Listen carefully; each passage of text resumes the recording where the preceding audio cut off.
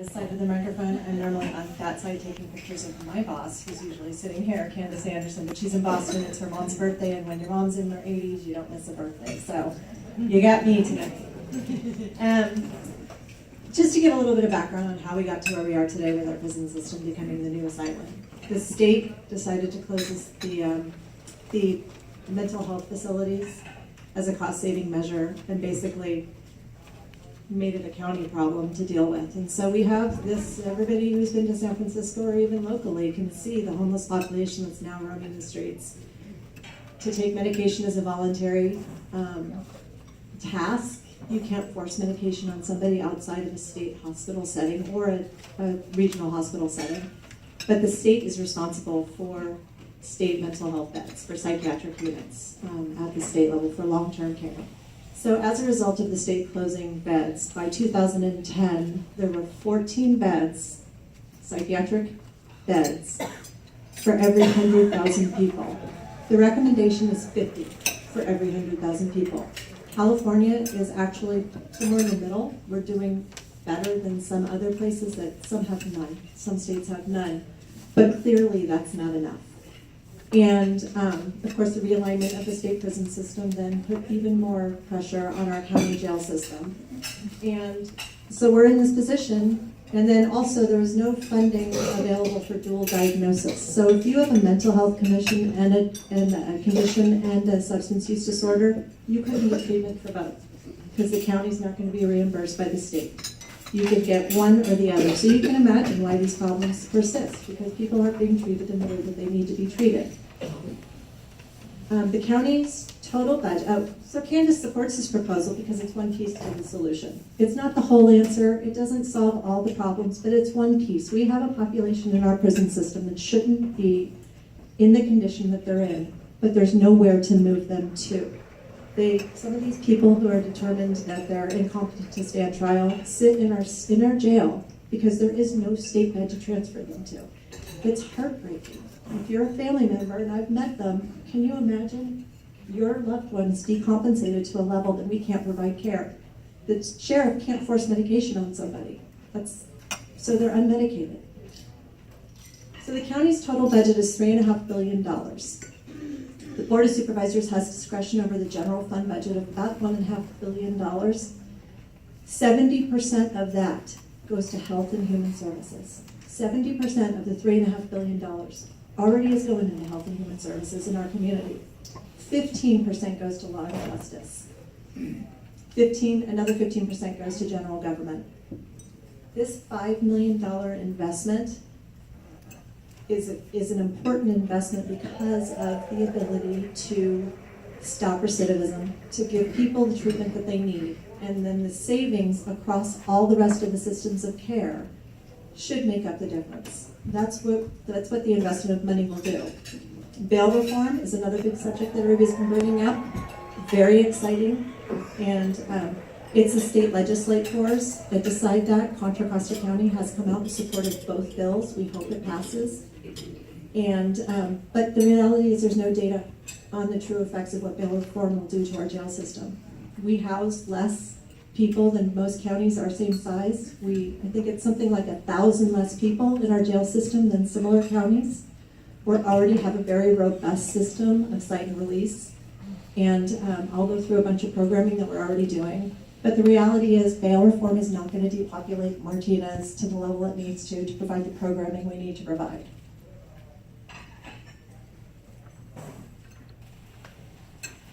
Programs and services. I'm just going to read through a list. We created the Health, Housing, and Homeless Division, H3 it's called, to streamline housing. If any of you know about housing, there's lists everywhere, and you have to call a different list to get your name put on if you need housing. This creation of this department will streamline that list, so one call can get a person into services to help them navigate housing, to help them be housed. We've created coordinated care centers. Right here, you're homeless or at risk of being homeless, you call 211, which is the crisis center. You go into one of these coordinated care centers, and they'll put you in touch with services, whatever services you need. We have a homeless division, that Council on Homelessness, that's working with our police departments to decriminalize homelessness, to keep those people out of jail. We have set up the mental health evaluation teams who work with, there's 3 different divisions. There's Central, East, and West, and they work with all of the police departments in the county who call them. And if somebody's having a psychiatric crisis, they go and they work with the police departments and they help assist in that situation. San Ramon and Danville police departments have worked with our health services department to create a 5150 pilot project. Somebody has a 5150, they're having a psychiatric crisis. San Ramon and Danville PDs will follow up with the families and make sure they're connected to resources. We have the Stepping Up initiative the county has joined, and quite a few top people from the county, all the top departments who deal in criminal justice, went to Sacramento to be part of this, and it's to help eliminate the mental health from our justice system, from the mentally ill from our justice system, and we're working toward that. Our Fire, our Contra Costa Fire Protection District, has an enormous amount of 5150 calls from BART police, of all things. They're working with emergency medical services to help with this 5150 crisis. We have the same people cycling through our psych department. We hear the stories. They can't hold them. Once they stabilize them, they let them go, they go off their medication, and they 5150 again. It's a huge impact on our system. We have a human trafficking coalition that's dealing with the issue of human trafficking and commercial sexual exploitation of children that's going on in our community. San Ramon is one of the highways that this is happening in. It's not just sexual trafficking, it's labor trafficking. We have Healthcare for All, which is fully funded again going forward, which is healthcare for those regardless of their immigration status.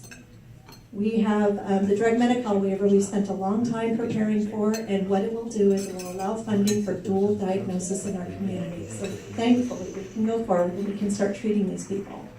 We are opening a sobering center. So instead of jail, these people can go to a sobering center, sober up, and get connected to services. We have created the Office of Reentry and Justice to develop programming to help people not recidivate any longer. Through AB 109 funds, we created the West County Reentry Center and the East and Central Network that deal with formerly incarcerated people to provide them connections to services. And, of course, the in-custody programming as well. We have the Public Defender's Office, and Ellen will talk more about this, and I'll just run through the services they provide. Clean Slate Program, Misdemeanor Early Representation Program, Pretrial Services Program, Arraignment Court Early Representation, Contra Costa Youth Reentry Project, Behavioral Health Court, Homeless Court, Domestic Violence Intensive Support Program, Drug Court Intensive Support Program. We have a George Miller Wellness Center. Very few people know about it, but it's an urgent care center for people who are experiencing psychiatric crisis. Not a 5150 level, but just below that they can go and get services. And it's at our Contra Costa Regional Medical Center campus. We have Psych Emergency at Contra Costa Regional Medical Center. I'm getting the 30-second line here. I'm almost done.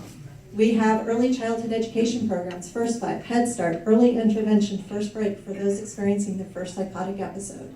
We have school-based mobile health clinics that serve 37 schools in our county. We have the Youth Justice Initiative that's dealing inside the schools as well as outside to help children get off of that path of violence.